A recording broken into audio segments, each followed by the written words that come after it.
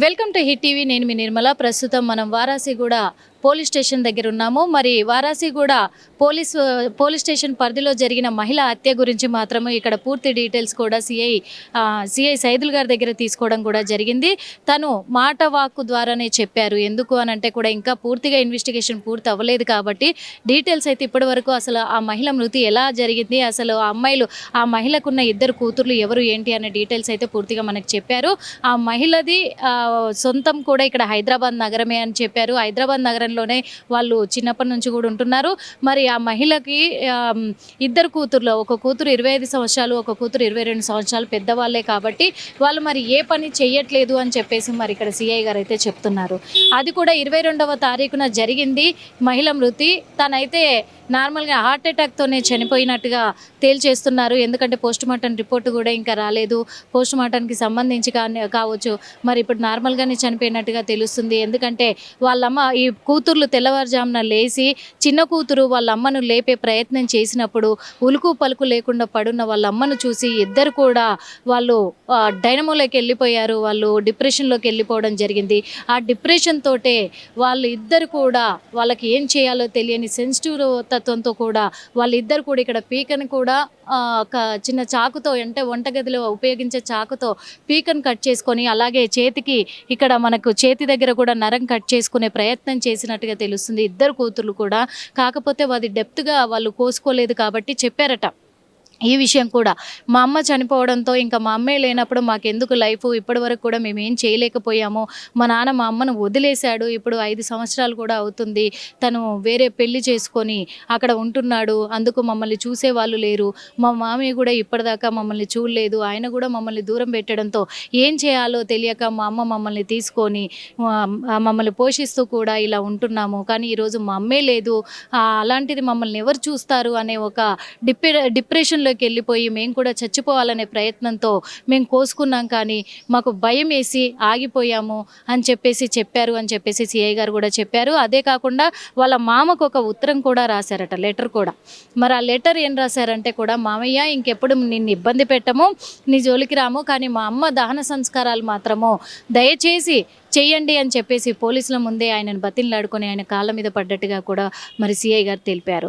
అంతేకాదు మరి ఈ అమ్మాయిలు ఇద్దరు కూడా ఒకరేమో బట్టల షోరూంలో జాబ్ చేస్తారు, ఒకరేమో మరి ఈవెంట్స్ చేస్తారు కదా. మరి వీళ్ళ దగ్గర ఎందుకు వాళ్ళమ్మ దహన సంస్కారాలు కూడా చేయలేని పరిస్థితి ఏర్పడింది.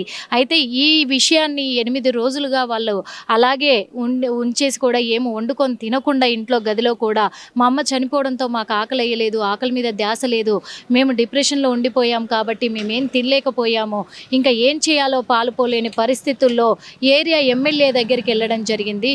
ఏరియా ఎమ్మెల్యేని కలిసినప్పుడు అక్కడ మేము వివరించాము, మా అమ్మ దహన సంస్కారాలు చేయడానికి మా దగ్గర రూపాయి కూడా లేదు, కానీ ఏం చేయాలో తెలియట్లేదు, ఎలాగైనా మీ సహాయం కావాలి మాకని చెప్పేసి ఎమ్మెల్యేని కోరారట.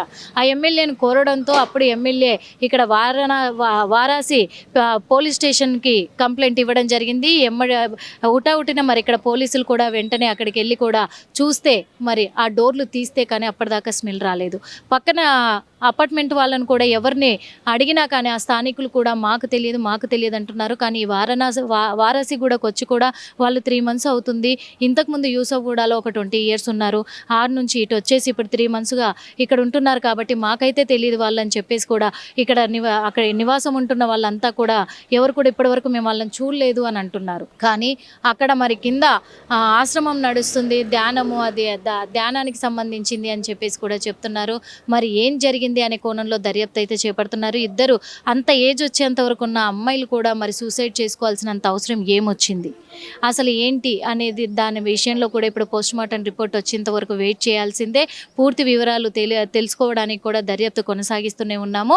పూర్తి డీటెయిల్స్ అప్డేట్ వచ్చిన తర్వాత మేము ఖచ్చితంగా వివరాలు తెలియజేస్తామని మరి సిఐ చెప్పడం కూడా, మనకు సైదుల్ గారు చెప్పడం కూడా జరిగింది. మరి అప్పటి వరకు మనం కూడా వేచి చూడాలి. కెమెరామెన్ ప్రవీణ్తో Nirmala, hit TV. Hit TV app, ఇందులో short news, live news, entertainment shows, movies, digital magazines తో పాటు మీ జిల్లా వార్తలను కూడా ఫ్రీగా చూడొచ్చు. అంతేకాదు కేజీ నుంచి పీజీ వరకు విద్యార్థులకు స్కాలర్షిప్ కూడా అందిస్తున్నాం. ప్రతి వారం 10 మందికి లక్కీ డ్రా ద్వారా ఒక్కొక్కరికి 10,000 రూపాయలు అందిస్తున్నాం.